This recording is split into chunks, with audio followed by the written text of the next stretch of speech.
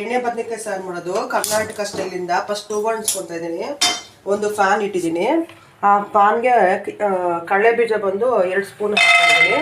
ಇದನ್ನು ಚೆನ್ನಾಗಿ ಫ್ರೈ ಮಾಡ್ಕೊಳ್ಳಿ. ಕಡಲೆ ಬೀಜ ಹಾಕಿದ್ರೆ ಎಣ್ಣೆ ಬದನೆಕಾಯಿಗೆ ತುಂಬ ಚೆನ್ನಾಗಿರುತ್ತೆ.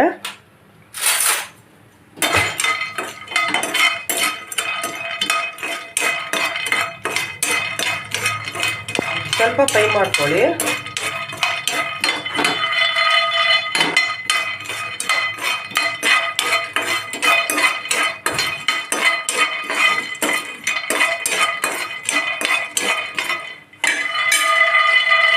ಕೆಂಪಗಾಗಲಿ ಸಾರು ಚೆನ್ನಾಗಿರುತ್ತೆ, ಗಮ್ ಅಂತ ಚೆನ್ನಾಗಿರುತ್ತೆ.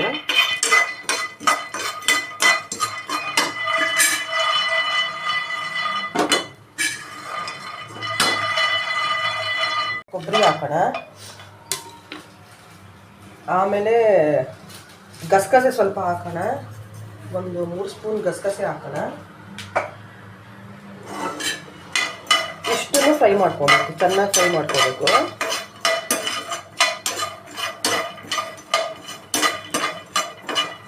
ಚೆನ್ನಾಗಿ ಫ್ರೈ ಮಾಡ್ಕೋಬೇಕು. ಸಾರು ಚೆನ್ನಾಗಿರುತ್ತೆ ಫ್ರೈ ಮಾಡ್ಕೊಂಡ್ರೆ. ಗಸಗಸೆ 2 ಸ್ಪೂನು ಮತ್ತು ಕಡಲೆ ಬೀಜ ಮತ್ತು ಒಂದು 1/4 ಕಪ್ಪು ಅಷ್ಟು, 1 ಕಪ್ಪೇ ತೊಗೊಳ್ಳಿ, 1 ಕೊಬ್ಬರಿ. ಇಷ್ಟನ್ನು ಫ್ರೈ ಆದಮೇಲೆ ಒಂದು ಸೈಡ್ಗೆ ಇಟ್ಕೊಳ್ಳಿ. 2 ಸ್ಪೂನ್ ಎಣ್ಣೆ ಹಾಕ್ಕೊಳ್ಳಿ. 2 ಸ್ಪೂನ್ ಎಣ್ಣೆ ಹಾಕ್ಕೊಂಡು 2 ಈರುಳ್ಳಿ ಹಾಕ್ಕೊಳ್ಳಿ. 2 ಈರುಳ್ಳಿ ಯಾವಾಗೂ ಅಷ್ಟೇ ಮಸಾಲೆ ಸಾರಿಗೆಲ್ಲ ಎಣ್ಣೆ ಈರುಳ್ಳಿ ಎಲ್ಲ ಫ್ರೈ ಮಾಡಿ ಹಾಕಿದ್ರೆ ಟೇಸ್ಟ್ ಚೆನ್ನಾಗಿ ಬರುತ್ತೆ. 2 ಈರುಳ್ಳಿ ಕೆಂಪುಗಾಗಿ. ಅದ್ರ ಜೊತೆ ಬೆಳ್ಳುಳ್ಳಿನೂ ಹಾಕ್ಕೊಳ್ಳಿ. ಬೆಳ್ಳುಳ್ಳಿ 1.5 ಗಂಟೆ ಹಾಕ್ಕೊತಾ ಇದ್ದೀನಿ ನಾನು. ತುಂಬ ಚೆನ್ನಾಗಿರುತ್ತೆ ಈ ಥರ ಮಾಡಿದ್ರೆ ಕರ್ನಾಟಕ ಸ್ಟೈಲು. ಇವಾಗ ಶ್ರಾವಣ ಮಾಸ, ಯಾರು ನಾನ್ ವೆಜ್ ಊಟ ಮಾಡಲ್ಲ, ಸೊ ಈ ಥರ ಎಣ್ಣೆ ಬದನೆಕಾಯಿ ಸ್ಟೈಲ್ ಕರ್ನಾಟಕ ಸ್ಟೈಲ್ ಮಾಡಿಕೊಂಡೆ ಮುದ್ದೆಗೆ, ಚಪಾತಿಗೆ ಎಲ್ಲ ಸೂಪರಾಗಿರುತ್ತೆ. ನೀವು ಟ್ರೈ ಮಾಡಿ. 2 ಈರುಳ್ಳಿ, 1.5 ಗಡ್ಡೆ ಬೆಳ್ಳುಳ್ಳಿ, ಸ್ವಲ್ಪ ಶುಂಠಿ ಹಾಕ್ಕೋಬೇಕು. ಸ್ವಲ್ಪ ಶುಂಠಿ ಹಾಕ್ಕೊಳ್ಳಿ. ಚೆನ್ನಾಗಿ ಫ್ರೈ ಮಾಡಬೇಕು. ಕೆಂಪು ಹುರಿಬೇಕು. ಕೆಂಪು ಹುರಿದ್ರೆ ನೋಡಿ, ಇವಾಗ ಘಮ ಅಂತ ಬರ್ತಾ ಇದೆ. ಕೆಂಪು ಹುರಿದಷ್ಟು ಚೆನ್ನಾಗಿ ಬರುತ್ತೆ. ಆಮೇಲೆ 2 ಟೊಮೊಟೊ, ಆಮೇಲೆ ಕೊತ್ತಂಬರಿ ಸೊಪ್ಪು ಸ್ವಲ್ಪ. ನಾನು ಅದನ್ನು ಸ್ವಲ್ಪ ಎಣ್ಣೆಯಲ್ಲಿ ಇದು ಮಾಡಾಕ್ತೀನಿ.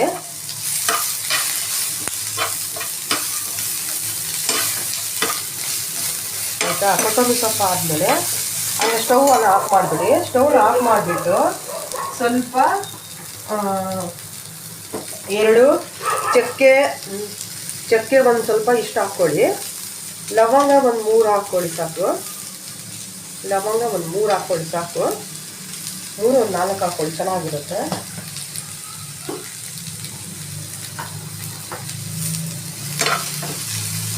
ಆಮೇಲೆ ಇದೆಲ್ಲ ಒಂದು ಫ್ರೈ ಮಾಡ್ಕೋಬೇಕು. ಇದೆಲ್ಲ ಇವಾಗ ನಾವು ಏನು ಮಾಡ್ಕೊಬೇಕು ಅಂದರೆ ಫಸ್ಟು ಕಡಲೆ ಬೀಜ, ಕೊಬ್ಬರಿ, ಗಸಗಸೆ ಎಲ್ಲ ಫ್ರೈ ಮಾಡ್ಕೋಬೇಕು. ಮಿಕ್ಸಿಯಲ್ಲಿ ನಾವು ಪುಡಿ ಮಾಡ್ಕೋಬೇಕು ಫಸ್ಟು. ಇದು ಕೊಬ್ಬರಿ ಗಸಗಸೆ ಎಲ್ಲ ಪೌಡ್ರ್ ಆದಮೇಲೆ ಆಮೇಲೆ ಈರುಳ್ಳಿ, ಬೆಳ್ಳುಳ್ಳಿ, ಟೊಮೊಟೊ, ಶುಂಠಿ ಮತ್ತು ಚಕ್ಕೆ, ಲವಂಗ, ಕೊತ್ತಂಬರಿ ಸೊಪ್ಪು ಎಲ್ಲನೂ ಹಾಕ್ಕೋಬೇಕು.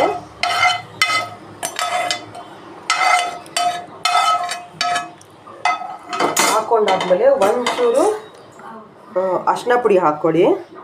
ಒಂದು ಸ್ವಲ್ಪ ಹಾಕ್ಕೊಳ್ಳಿ ಅರಿಶಿನ ಪುಡಿ. ಆಮೇಲೆ ಮನೇಲೇ ಮಾಡಿರೋದು ಚಿಲ್ಲಿ ಪೌಡರ್ ಬಂದು 2 ಸ್ಪೂನ್ ಹಾಕ್ಕೊಳ್ಳಿ.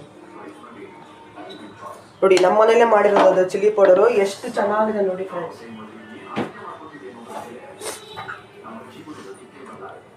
ಮನೇಲೇ ಮಾಡಿರೋದು ಧನಿಯಾ ಪುಡಿ ನೋಡಿ ಎಷ್ಟು ಚೆನ್ನಾಗಿದೆ ಕಲರ್. ಇದೊಂದು ಸ್ಪೂನ್ ಹಾಕ್ಕೊತೀನಿ ನಾನು. ಸಾಕು, 1 ಸ್ಪೂನು.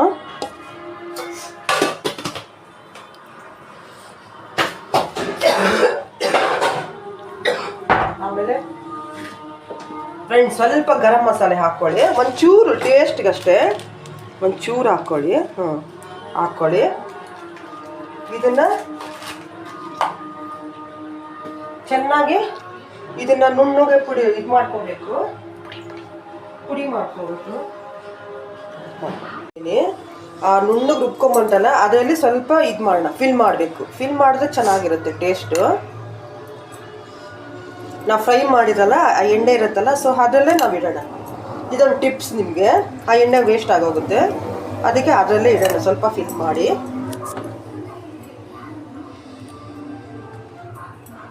ನೋಡಿ, ಈ ಥರ ಫಿಲ್ ಮಾಡಿ ಇರಬೇಕು ಫ್ರೆಂಡ್ಸ್.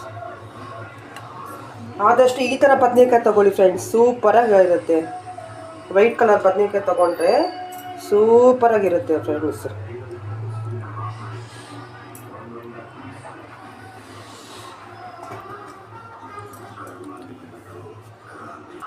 ಆಗಿದೆ ನೋಡಿ. ಇವಾಗ ಒಂದು ಬಾಣಲಿ ಇಡ್ತಾ ಇದ್ದೀನಿ ಸಾಂಬಾರು ಮಾಡ್ಕೊಳಕ್ಕೆ. ನೀವು ಕುಕ್ಕರ್ ಬೇಕಾದ್ರೆ ಇಟ್ಕೊಬೋದು.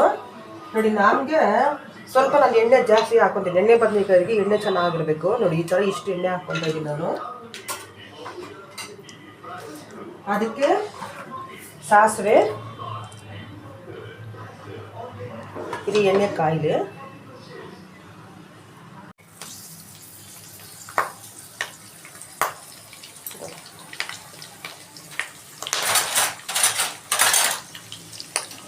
ಅದು ಸ್ವಲ್ಪ ಚಿಕ್ಕ ಬರಲಿ. ಇವಾಗ ಒಂದೊಂದೇ ಬದನೇಕಾಯಿ ಹಾಕೊಂಡ್ಬೇಕು ಫ್ರೆಂಡ್ಸ್. ಒಂದೊಂದೇ ಬದನೇಕಾಯಿ ಹಾಕ್ಕೊಳ್ಳಿ. ನೋಡಿ ಎಷ್ಟು ಚೆನ್ನಾಗಿ ಕಾಣ್ತಾ ಇದೆ. ಸ್ಮೆಲ್ ನೋಡಿ ಎಷ್ಟು ಚೆನ್ನಾಗಿ ಬರ್ತದೆ ಫ್ರೆಂಡ್ಸ್. ಒಂದೊಂದೇ ಬದನೇಕಾಯಿ ಹಾಕಿ ಈ ಥರ ಫ್ರೈ ಮಾಡಿ.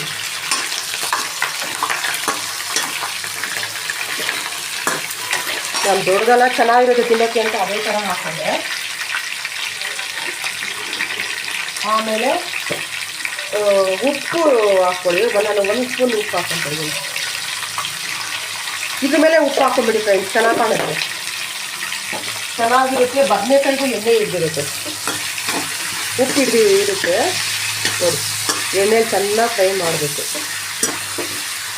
ನೀವು ಈ ಥರ ಯಾರೂ ಮಾಡಿಲ್ಲ ಫ್ರೆಂಡ್ಸ್ ಕರ್ನಾಟಕ ಸೈಡ್. ಮುದ್ದೆಗೆ ಅಂತೂ ಸಕ್ಕತ್ತಾಗಿರುತ್ತೆ ಫ್ರೆಂಡ್ಸ್. ನೋಡಿ ಇದು ಸ್ವಲ್ಪ ಫ್ರೈ ಆಯ್ತಲ್ಲ, ಎಣ್ಣೆಲೇ ಸ್ವಲ್ಪ ಮಾಡಬೇಕು ನಾವು. ಎಣ್ಣೆಲೇ ಫ್ರೈ ಆದಮೇಲೆ ರುಬ್ಬಿಟ್ಕೊಂಡಿರ್ತೀರಲ್ಲ ಆ ಮಸಾಲೆನ ನಾವು ಹಾಕಬೇಕು. ಇವಾಗ ನೋಡಿ ರುಬ್ಬಿಟ್ಕೊಂಡಿರಲ್ಲ ನಾವು ಆ ಮಸಾಲೆ, ಅದು ಹಾಕಬೇಕು. ಎಷ್ಟು ಬೇಕೋ ಅಷ್ಟು ನೀರು ಹಾಕ್ಕೋಬೇಕು ಫ್ರೆಂಡ್ಸ್. ನಾವು ಗಟ್ಟಿಯಾಗಿ ಬೇಕಾದರೆ ಗಟ್ಟಿಯಾಗಿ ಹಾಕ್ಕೋಬೋದು, ನಮಗೆ ಸ್ವಲ್ಪ ತೆಳ್ಳಗೆ ಬೇಕಾದರೆ ತೆಳ್ಳಗೂ ಹಾಕೋಬೋದು. ಯಾವ ಥರ ಬೇಕಾದರೂ ನಾವು ಹಾಕ್ಕೋಬೋದು ನೀರು. ಜೋಳದ ರೊಟ್ಟಿಗೆಲ್ಲ ಏನು ಚೆನ್ನಾಗಿರುತ್ತೆ ಗೊತ್ತಾ ಫ್ರೆಂಡ್ಸ್.